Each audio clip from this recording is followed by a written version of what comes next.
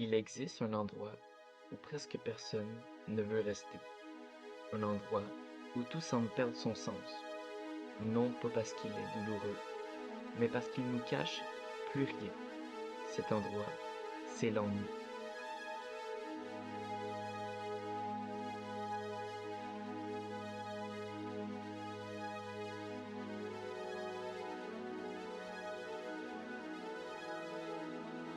L'ennui est une expérience étrange. C'est ce moment où le présent semble se vider de son intérêt. Nous entendons d'être ailleurs, de faire autre chose, comme si ce qui se trouve devant nous ne suffisait plus. L'instant perd son intensité et le monde devient soudainement sans attrait.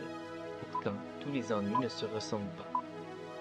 Pour le philosophe Martin Heidegger, il existe trois formes d'ennui, chacune révélant une manière différente de vivre le temps. La première forme d'ennui est sans doute celui que nous connaissons tous. Heidegger nous demande d'imaginer une situation très simple, attendre un train. Au début, tout semble normal. On regarde les horaires, les rails, les passants, les arbres autour de nous, puis, malgré nous, on regarde notre montre. Quelques instants plus tard, on la regarde de nouveau. Rien ne semble capable de retenir notre attention. On pourrait croire ce qui nous ennuie est simplement le retard du train. Pourtant, ce n'est pas le train qui était au cœur de cette expérience. Ce qui nous pèse réellement, c'est le temps lui-même. Habituellement, le temps accompagne nos activités sans que nous le remarquions. Mais, dans l'ennui, il devient presque une présence. Il ralentit, il s'étire.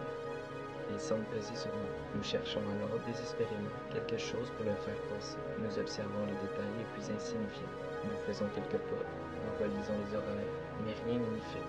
Les objets qui nous entourent sont toujours là. Pourtant, ils semblent incapables de nous offrir quoi que ce soit, comme si le monde avait soudain perdu sa capacité à nous intéresser. Dans ce premier ennui, ce n'est donc pas le monde qui change, c'est notre rapport au temps qui se transforme.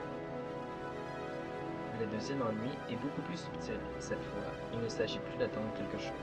Heidegger imagine une soirée entre amis. On accepte une invitation après une longue journée de travail.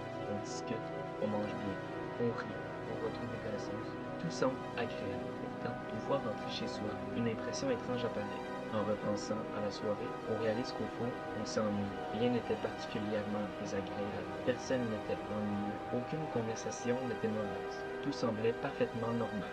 Alors, pourquoi cette sensation de vide? On s'est simplement laissé porter par les événements. On a rempli une soirée, mais on n'a jamais vraiment été engagé par celle-ci. Le temps ne nous pesait plus comme quand on entendait le train. Au contraire, il semblait avoir disparu.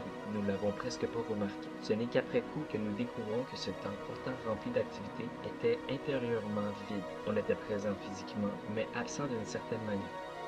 Nous avons laissé le temps s'écouler sans jamais vraiment l'habiter.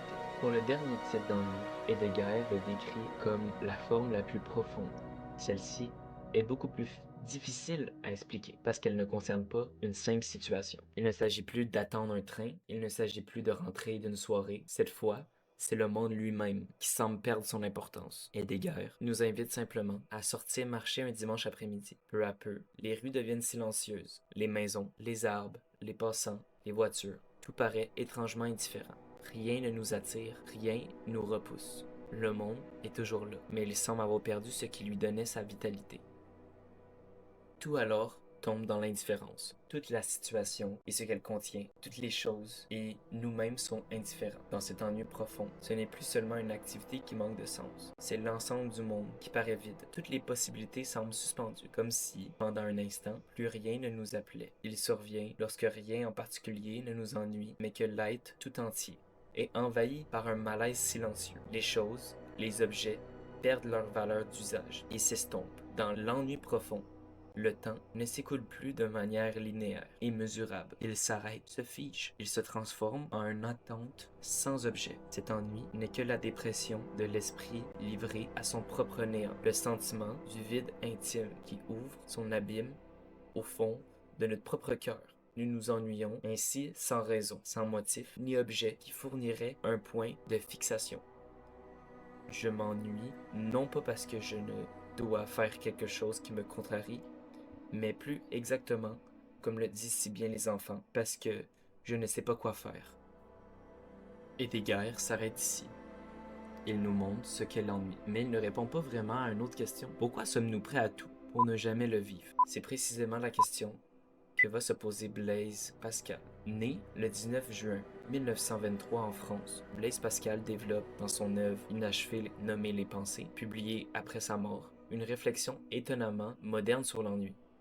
Celui-ci est à l'origine de presque toutes nos occupations. Si nous travaillons, jouons, voyageons ou recherchons le pouvoir et la richesse, ce n'est pas uniquement parce que nous désirons ces choses, mais parce qu'elles nous permettent d'échapper à quelque chose de plus profond, nous-mêmes. Face au néant, l'humain se retrouve seul à ses pensées, et c'est précisément ce que nous supportons le moins. Presque toutes nos occupations ont un point commun. Elles nous détournent de nous-mêmes. Selon lui, ce n'est pas tant l'objet que nous désirons qui nous attire. Ce qui nous attire réellement, c'est le fait d'être occupé. Le chasseur croit poursuivre le lièvre, le joueur croit poursuivre la victoire, l'ambitieux croit poursuivre le pouvoir. Mais Pascal répond, ce qu'ils poursuivent avant tout, c'est une manière d'oublier l'ennui. Une fois le but atteint, le vide revient. Alors, il faut recommencer. Un nouvel objectif, une nouvelle passion, une nouvelle distraction. Le problème n'est donc jamais le manque d'activité. Le problème est que rien de tout cela ne peut combler durablement ce vide intérieur. Pour Pascal, l'être humain ne fuit pas seulement l'ennui, il fuit ce que l'ennui lui révèle, sa fragilité, sa finitude et la difficulté d'être seul avec lui-même. Une des citations les plus célèbres de Pascal est celle-ci. Tout le malheur des hommes vient de ne pas savoir demeurer en repos dans une chambre. Mais si le confinement est le remède à tous nos malheurs, comment expliquer que les gens ne savent pas rester en repos? Qu'est-ce qui explique l'angoisse extrême de devoir rester chez soi? La réponse se trouve, pour le philosophe français, dans la peur qui nous habite tous et qui n'est autre que la conscience de notre finitude. Nous sommes des êtres fragiles. Nous mourrons tous, un jour ou l'autre, et cela nous pousse dans un paradoxe où l'on fuit sans arrêt la seule situation qui nous mettrait pourtant en sécurité, à savoir la solitude dans notre chambre, le repos qui nous éloigne du danger, et qu'une première étape vers le repos éternel qui arrivera et qui nous terrifie. Quand on s'ennuie, nous avons deux options, soit se divertir ou se confronter aux problèmes.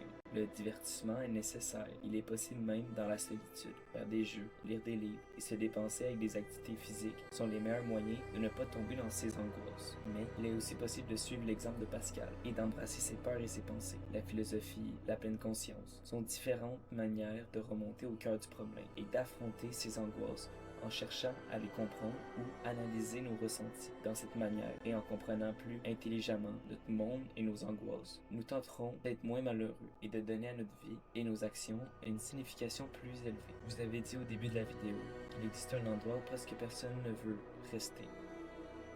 Peut-être que notre erreur n'a jamais été d'y entrer, mais d'en sortir le plus vite possible, parce que parfois, au milieu du silence, l'ennui cesse d'être un vide et devient le début d'une rencontre avec soi-même.